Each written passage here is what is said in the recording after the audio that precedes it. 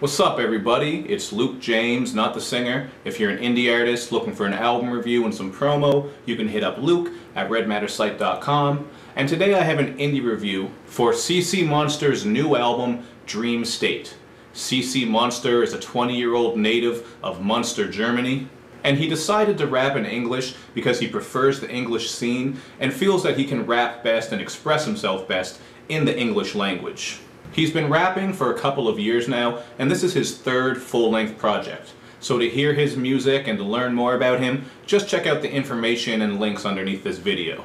Now in CC's own words, this is a concept album about a young girl who gets hit by a car and falls into a coma for 12 years.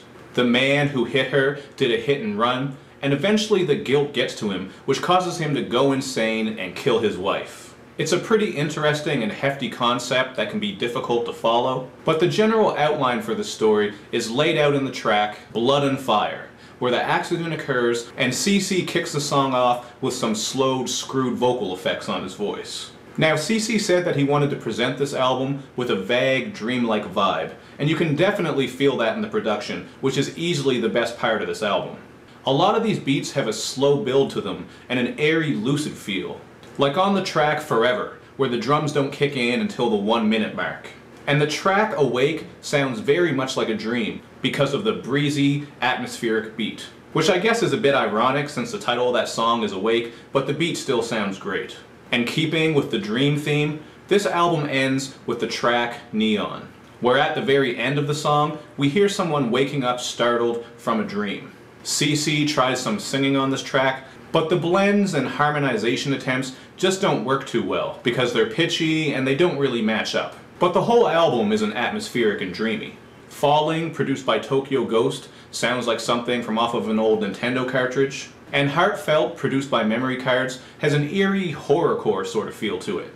There are also some bass-heavy bangers on here, like the songs Big Grin and Headlights. Headlights, produced by Avenues, reminds me of a Metro Boomin production. And Big Grin, produced by Icy and Rare Lucinda Soul, has a trap feel to it. And it also makes use of a sample from Linkin Park's song In the End, which I thought was an interesting choice. Now the main issue with this album is that the rapping sounds very stiff and kinda like talking on some of these songs, like on the intro track REM for just one example.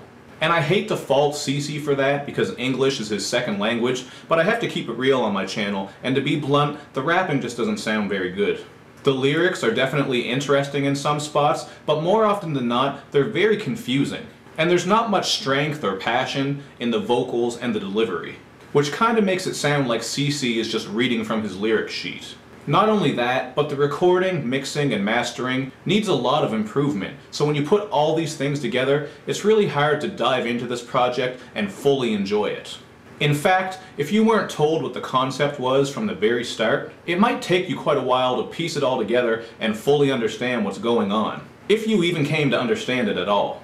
So like I said earlier, the production on this album is easily the high point, and CC did a great job of selecting these beats. Because beat-wise, it all flows together really nice. I also appreciate the ambitious concept that he went with here, because it's very creative and it doesn't revolve around the typical content that we get in rap music these days. And on a side note, the concept on this album really reminds me of the movie The Machinist, which is just badass and you should check it out if you haven't. But still, there are a lot of issues that need to be tightened up with this album, so I give it a 2 out of 5. You might want to check it out for the beats and to try to follow along with the story, but that's about it.